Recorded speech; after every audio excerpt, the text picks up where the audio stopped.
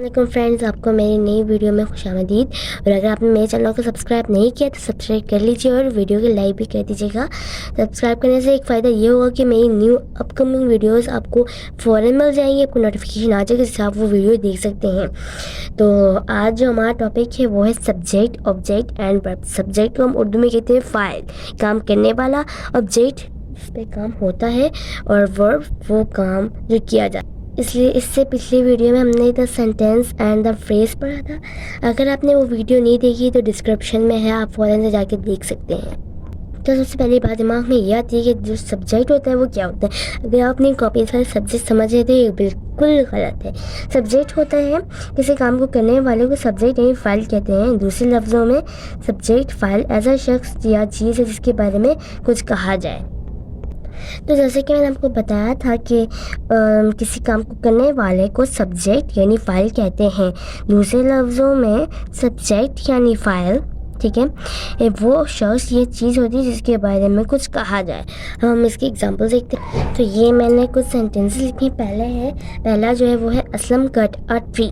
इसमें जैसे कि मैंने आपको सब्जेक्ट बताया था फ़ाइल काम करने वाला होता है, तो इसमें आपको सामने से पता चल रहा है कि जो बंदा जिसने काम किया है वो है असलम, ठीक है। तो हम उसके ऊपर सब्जेक्ट लगा देते हैं।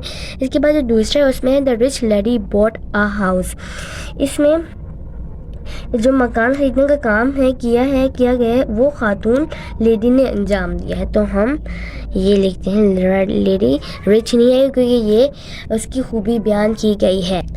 तो अब हम अगले ऑब्जेक्ट की तरफ जाते हैं। अगर आपको ये समझ नहीं है तो आप पॉज करके दोबारा देख सकते हैं ताकि आपको आपकी कंफ्यूजन दूर कर सके। तो मैंने इसकी जो डेफिनेशन है वो उर्दू में लिखी है। जिस चीज़ या शख्स पर काम किया गया हो वो मफूल यानी ऑब्जेक्ट कहलाता है।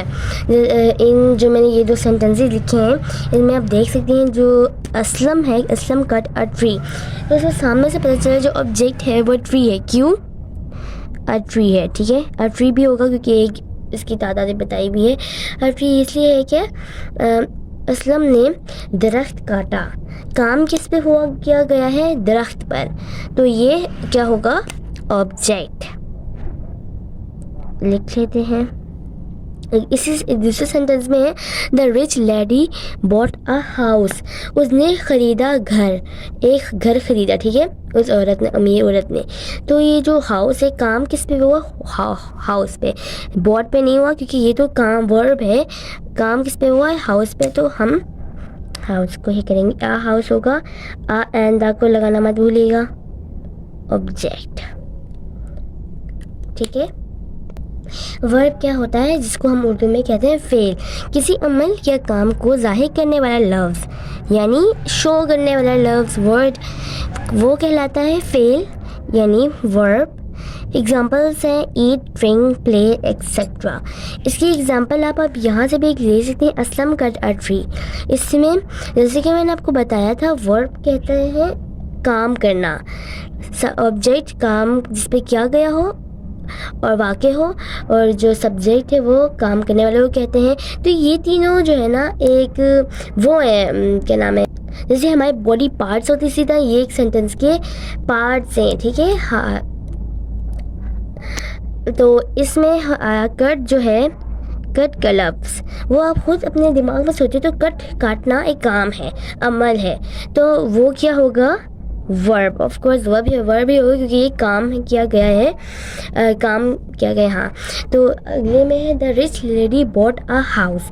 इसमें आप देखें तो ये बॉट जो है लेना, ये भी एक काम है। तो ये क्या हुआ? It is also called verb.